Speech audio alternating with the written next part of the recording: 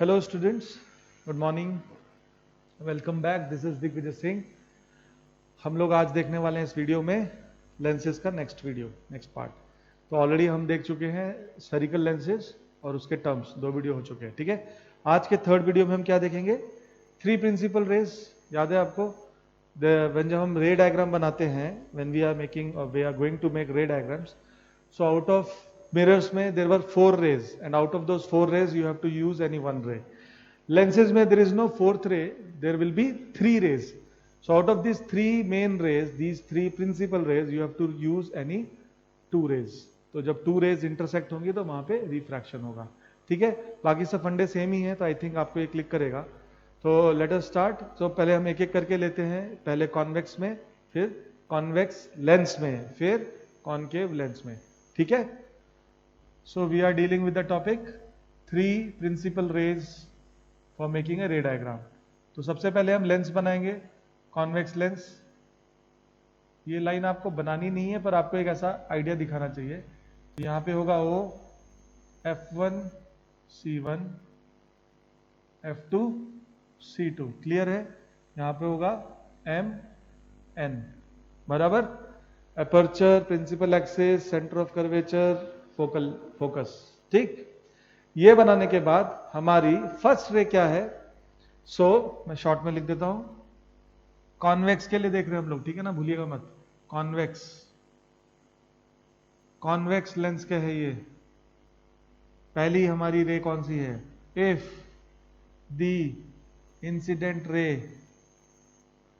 Is parallel to principal axis, then क्या होगा?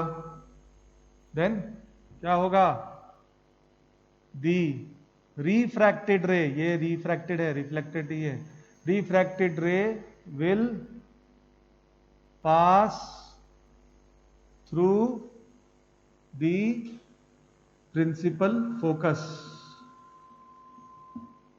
ठीक है, so then the refracted ray will pass through the principal focus. मतलब diagram क्या होगा? If the incident ray is parallel to the principal axis, then the refracted ray will pass through the principal focus. Clear? यही same चीज mirror में क्या थी? If the incident ray is parallel to the principal axis, then the reflected ray will pass through the focus. इधर पे it will pass through the principal focus. मतलब नीचे से होगी तो ऊपर जाएगी। इसके लिए कन्वर्जिंग है। क्लिक कर रहा है आपको? क्यों कन्वर्जिंग है? इसलिए कन्वर्जिंग है क्योंकि हर रे कहीं से भी जा रही हो वो इंटरसेक्ट होगी, क्योंकि उसको फोकस से जाना है। तो अगर ये रे होगी तो यहां से जाएगी, ये रे होगी तो यहां से जाएगी, तो ये इंटरसेक्टिंग होनी ही है, और ये आफ्टर रिफ्रैक्शन है। क्लिक कर गया, okay, done. Okay, what will be the second rule, second principal ray? If the incident ray, क्या होगा? इसी का उल्टा।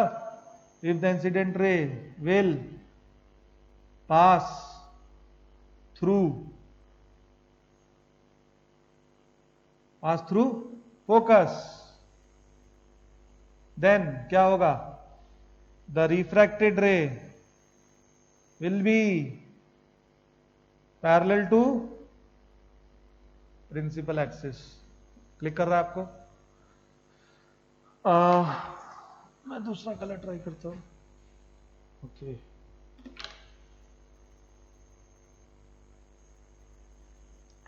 ठीक है।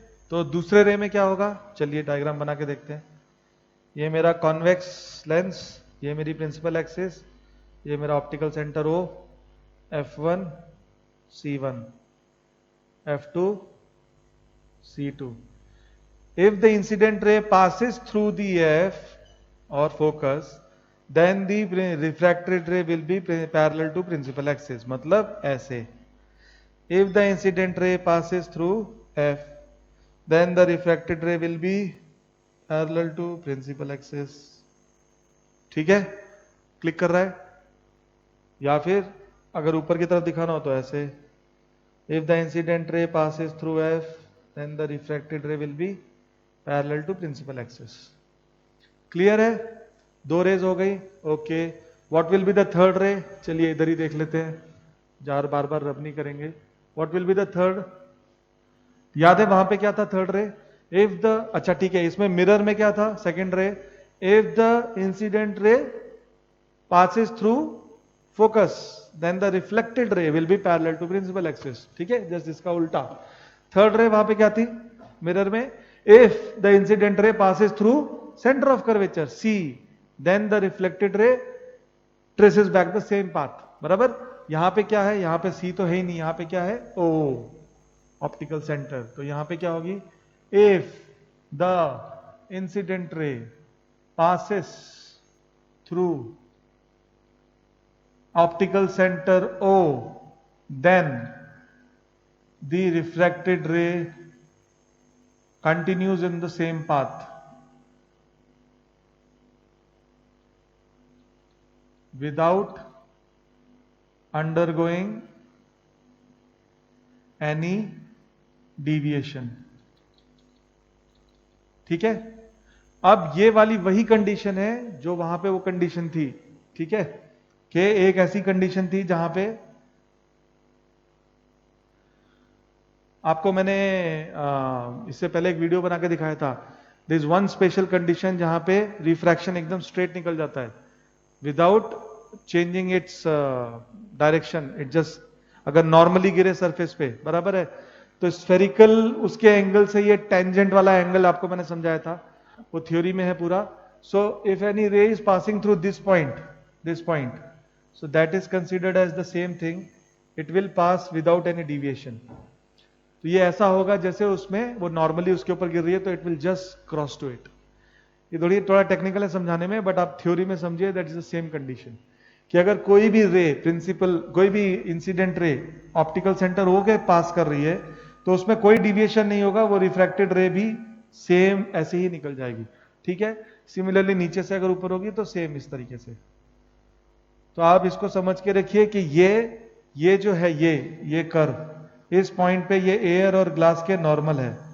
मेरे डायग्राम में नहीं दिख रहा आपको भले ही, पर ये आप समझिए पक्का नॉर्मल ही है, तभी ऐसा होगा. और यहां पे भी नॉर्मल है और यहां पे भी नॉर्मल है. इसके लिए वो ऐसा होता है कि रिफ्रैक्शन होने के बाद, तो ये वही स्पेशल कंडीशन है. ठीक है. So these are the 3 principal rays. इन तीनों रेज को यूज करके आपको कॉन्वेक्स में से कोई भी इन तीनों में से 2 रेज को यूज करके रे डायग्राम बनाने हैं. तो आइए अब देखते हैं यही same concept concave mirror, concave lens के लिए. I am sorry, concave lens.